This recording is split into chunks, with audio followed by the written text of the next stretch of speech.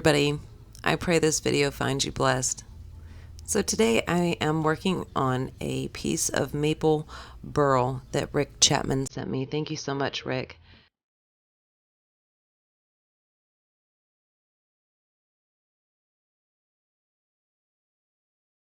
I had this piece sitting on my workbench for a couple of weeks, and so every time I passed it, I would notice that there was, cracks in it and stuff. So when I got an opportunity, I would just fill it with CA glue, or if I had some leftover clear resin, if I was working on a project, I would just go over and put some resin in those cracks. Just for peace of mind, I didn't know how far the cracks had gone.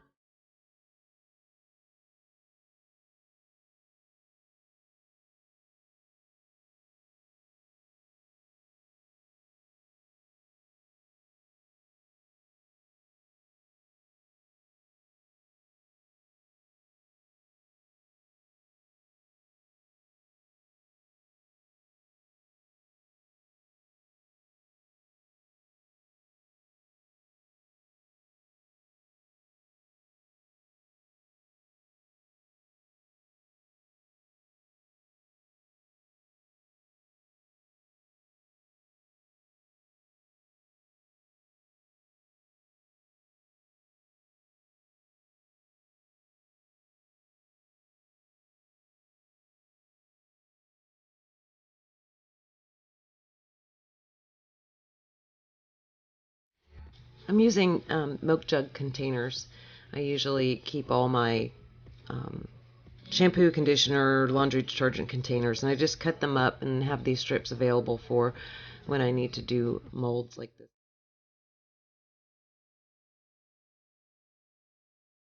I'm using Total Boat's thick set. It's a 3-to-1. It is designed for if you do not have a pressure pot, if you're doing like a 2-inch pour or something like that on a river table. It slowly cures to allow the bubbles to slowly release. I'm using food coloring to get my teal because I didn't have any alcohol inks in this color. Be careful with food coloring because it's glycerin or water-based, and it can cause your resin to be gummy if you add too much of it, so use it very sparingly. I did spring a leak. Normally I always stuff a paper towel where the leak is at, and sometimes I'll put hot glue over top of the area and then just wrap it up with tape really good, and that seems to, slow down the leak at the very least. But normally I have really good success with it stopping the leak, so I just tape this sucker up like it's, gonna be packaged for across the seas. That's how you fix leaks. Just tape it.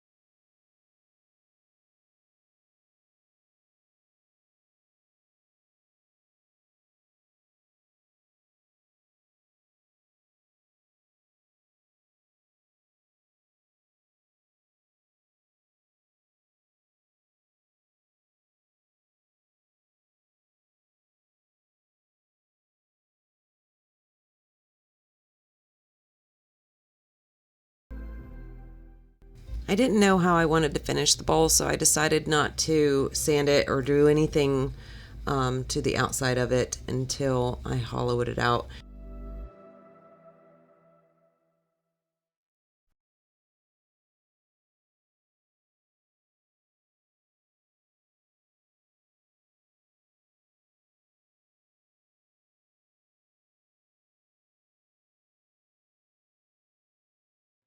Not all of the hollowing of this bowl was recorded because if you notice my hand, there is now a boo-boo. Well, unfortunately, doing something stupid, trying to salvage some of the wood, I ended up hurting my hand. So I didn't include that in the video because no one wants to see that, and I don't want to give anybody ideas. But needless to say, stupid hurts, and I'll explain a little bit more about that towards the end of the video. But I apologize for not showing that. It's unnecessary.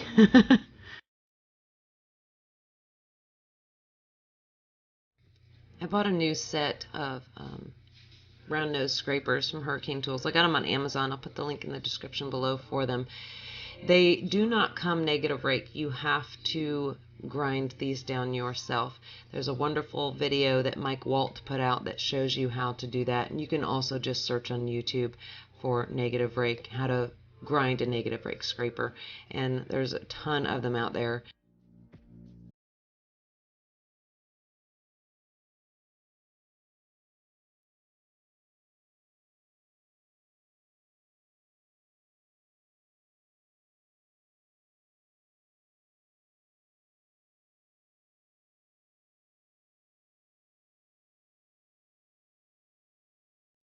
I sanded this all the way from 80 grit to 600 grit.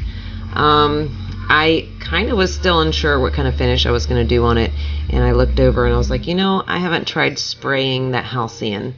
I've brushed it on before and I could just see my brush marks and didn't really care for how I could apply it. I'm sure there's others out there that can apply it so much better. So I have a smaller spray gun that I got from Harbor Freight a while back that I use for when I spray dyes onto my pieces. And I figured it would be sufficient for this Halcyon.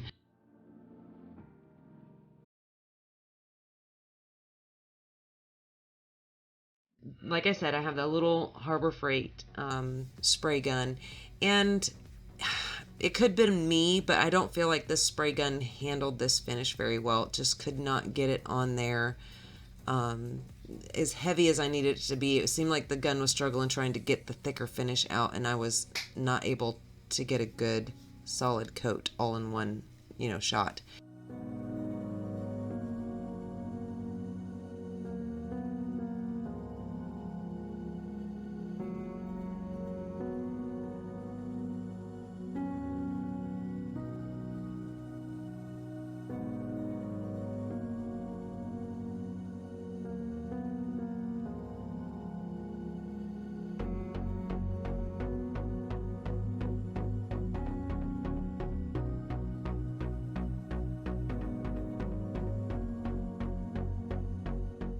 So I went to Harbor Freight the next day, and thankfully they had the larger guns for only $9.99, so $10. I got a larger gun that can handle these, more.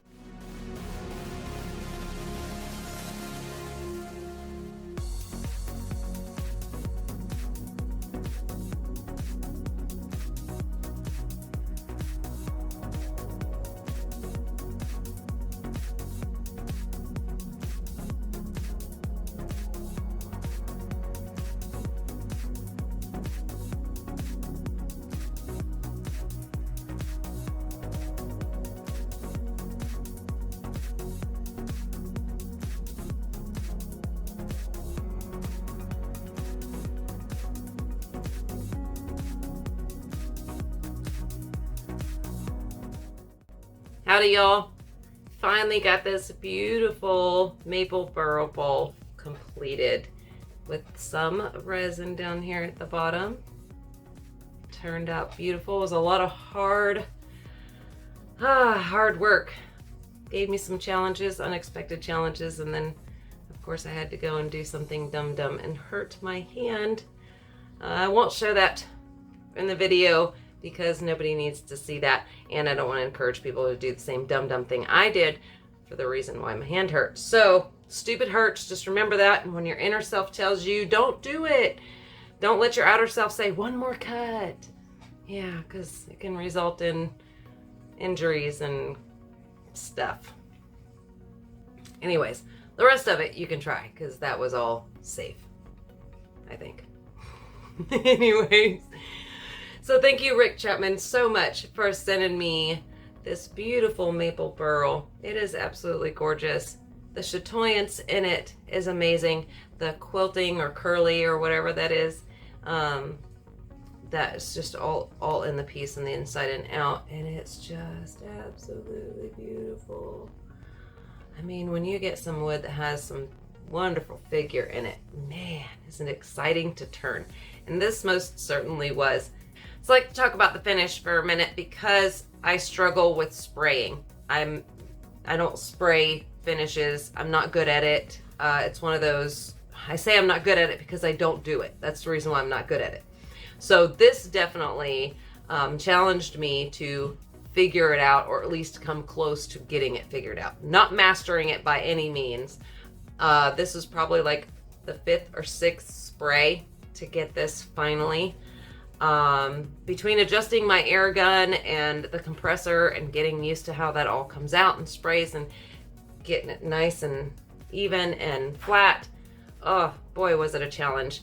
Finally I got on the phone with Doug at Pole Barn and I said, help me figure this out. What am I doing wrong? What should I look for?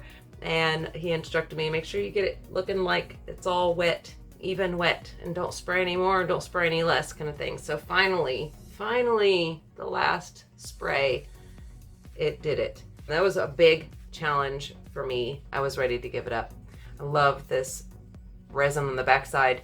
The very bottom I didn't record doing. I did that this morning. I just used the 2-to-1 resin, poured it in there, painted around. I still have to, you could see it's uneven because the resin wanted to separate from the sides, and that's okay. All I have to do is sand that back down again and then put another thin coat of resin on the very bottom. I did have one little oops.